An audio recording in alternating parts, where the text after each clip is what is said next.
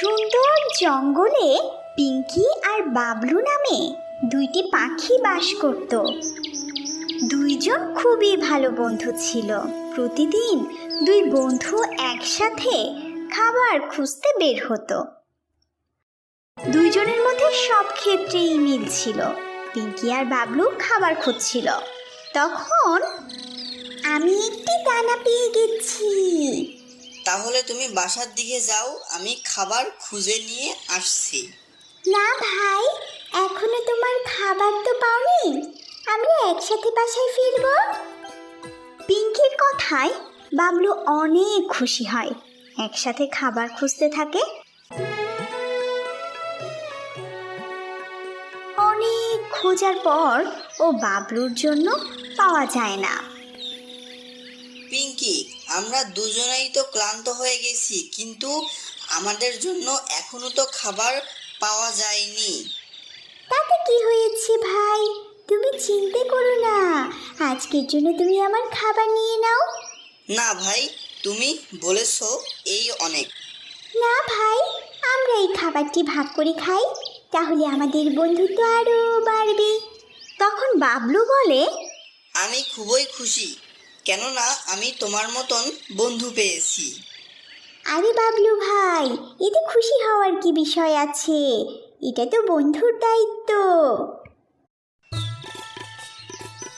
পিঙ্কি আর বাবলু আবার নিজেদের বাসায় ফিরে আসে। পরের দিন পিঙ্কি বাবলুর ঘরে আসে এবং বলে, আমি সবুজদের বাসায় যাচ্ছি বাবলু ভাই, তুমি কি আমার বাচ্চাদের খেয়াল রাখবে? আরে পিঙ্কি, এতে জিজ্ঞেস করার কি আছে, আমি অবশ্যই রাখবো, তুমি তো আমার বন্ধু। পিঙ্কি বাবলুর কথা শুনে তার গন্তব্যে রওনা দিল। বাবলু তার বাসায় পিঙ্কির বাচ্চাদের নিয়ে আসলো এবং তাদের একসাথে দেখাশোনা করতে লাগলো। কিছু সময় পর পিঙ্কি চলে আসলো। বাবলু ভাই, এখন তুমি যাও, আর তোমাকে অনেক ধন্যবাদ, তুমি আমার বাচ্চাদের নিজের বাচ্চার মতো খেয়াল রেখেছো।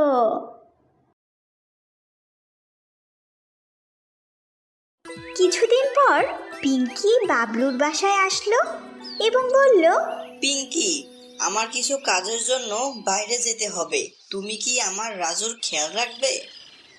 অবশ্যই রাখবো ভাইয়া, এতে জিজ্ঞেস করার মতন কি আছে, ও তো আমারই বাচ্চার মতো।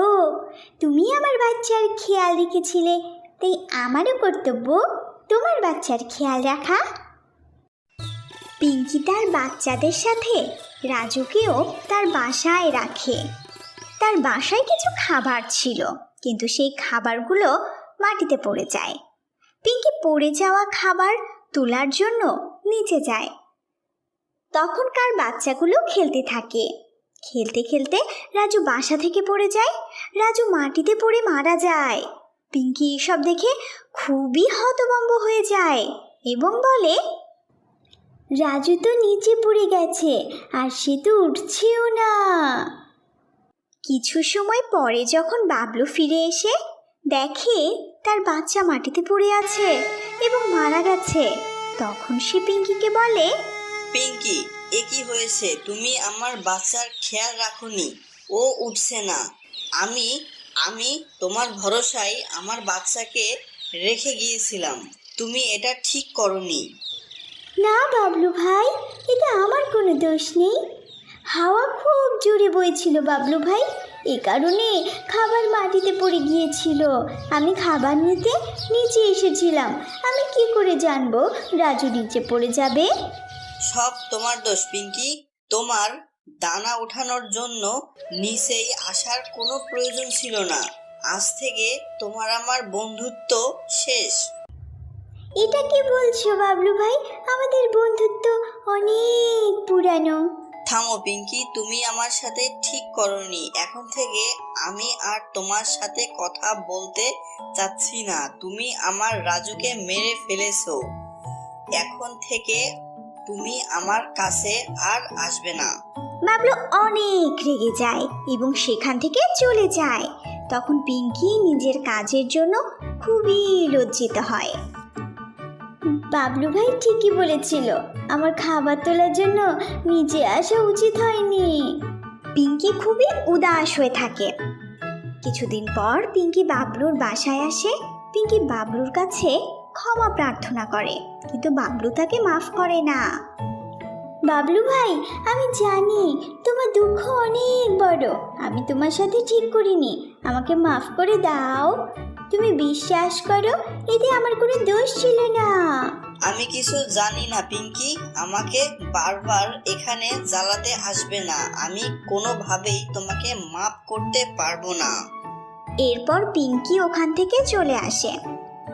পরের দিন বাবলু প্রতিশোধ নেওয়ার জন্য একটা ষড়যন্ত্র রচনা করে। সে পিঙ্কির বাসায় যায় এবং দেখে পিঙ্কি বাসায় নেই। বাবলু এর ফায়দা তুলে পিঙ্কির বাসা মাটিতে ফেলে দেয়। মাটিতে পড়ে যাওয়ার কারণে পিঙ্কির বাচ্চা মারা যায়। বাবলু খুবই খুশি হয়, কিন্তু পিঙ্কি এসব দেখে ফেলে। পিঙ্কি খুবই রেগে যায় এবং বলে, এটা তুমি কি করেছো বাবলু ভাই? তুমি আমার বাসা মাটিতে ফেলে দিয়েছো। দেখো আমার বাচ্চাগুলো মারা গেছে, তুমি আমার সাথে ঠিক করনি। আমি অবশ্যই ঠিক করেছি পিঙ্কি, আমার প্রতিশোধ এখনো শেষ হয়নি, তুমি আমার থেকে সাবধানে থেকো। এটা বলে বাবলু ওখান থেকে চলে আসে। পিঙ্কি উদাস হয় এবং বলে, রাজু তো এমনি মাটিতে পড়ে গেছিল, বাবলু আমার বাসা ফেলে আমার বাচ্চাদের মেরে ফেলেছে, আমি ওকে কখনো মাফ করব না। কয়েকটি মাস পার হয়ে গেল। পিঙ্কির কাছে নতুন একটি বাচ্চা চলে আসলো এবং অন্যদিকে বাবলুর কাছেও আরেকটি বাচ্চা চলে আসলো। পিঙ্কি খুব খুশি হয়, কিন্তু আবার চিন্তিত থাকে বাবলু যেন নতুন বাচ্চার কোনো ক্ষতি না করে। পিঙ্কির নতুন বাচ্চা হয়েছে একথা বাবলু জানতে পারে আর বলে, পিঙ্কির এই বাচ্চাকেও আমি ছাড়বো না, যেভাবে পিঙ্কি আমার রাজুকে মেরেছিল সেভাবেই পিঙ্কির নতুন বাচ্চাকেও আমি মেরে ফেলবো। আমি পিঙ্কিকে কখনোই খুশি দেখতে চাই না।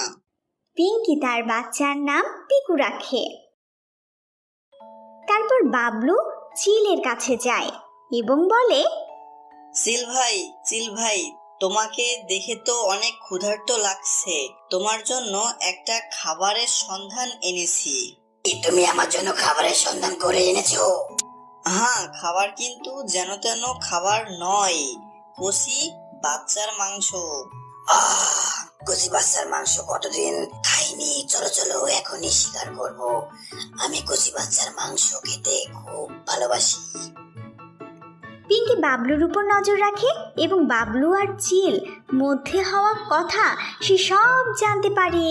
এই কথা শোনার সঙ্গে সঙ্গে পিঙ্কি পিকুকে নিয়ে ওখান থেকে চলে যায়। বাবলু যখন চিলকে নিয়ে পিঙ্কির বাসায় আসলো, তখন পিঙ্কির বাসায় কেউ ছিল না। এতে চিল অনেক রেগে যায় আর বলে, তুমি আমাকে ধোঁকা দিয়েছো, আর আমাকে মিথ্যা বলেছো, আর আমি মিথ্যা মোটেও সহ্য করতে পারি না। তুমি আমাকে ছোট বাচ্চা খাওয়ানোর লোভ দেখিয়েছো, এখন আমি তোমার বাচ্চাকে ছাড়বো না। এখন আমার অনেক খিদা লেগেছে এবং আমি তোমার বাচ্চাকে খেয়ে ফেলবো। তখন না না চিল ভাই, আমি তোমার কাছে মিথ্যা বলছি না, পিঙ্কি এখানেই ছিল, আর তুমি আমার বাচ্চাকে খেও না, আমি তোমার কাছে মিনতি করছি। আমি পিঙ্কির ক্ষতি চেয়েছিলাম, তাই আজ আমার ক্ষতি হয়ে গেল, আমি একদম সঠিক শাস্তি পেয়েছি। পিঙ্কি অনেক দূরে গিয়ে একটি বাসা বানায় এবং আনন্দের সাথে বাস করতে থাকে। এই গল্প থেকে আমরা এটা শিখলাম যে অন্যের খারাপ চাই তার সাথে সর্বদাই খারাপই হয়। যে অন্যের জন্য গর্ত করে তাকে সেই গর্তেই পড়তে হয়। ভিডিওটি ভালো লাগলে অবশ্যই একটি লাইক করে দিতে ভুলো না। কমেন্ট করে তোমাদের মতামত জানাতে পারো এবং আমাদের চ্যানেলটি সাবস্ক্রাইব করে বেল বাটনটি অন করে রাখতে পারো কোনো ভিডিও মিস না করতে চাইলে। খুব শীঘ্রই দেখা হবে নতুন কোনো গল্পের সাথে।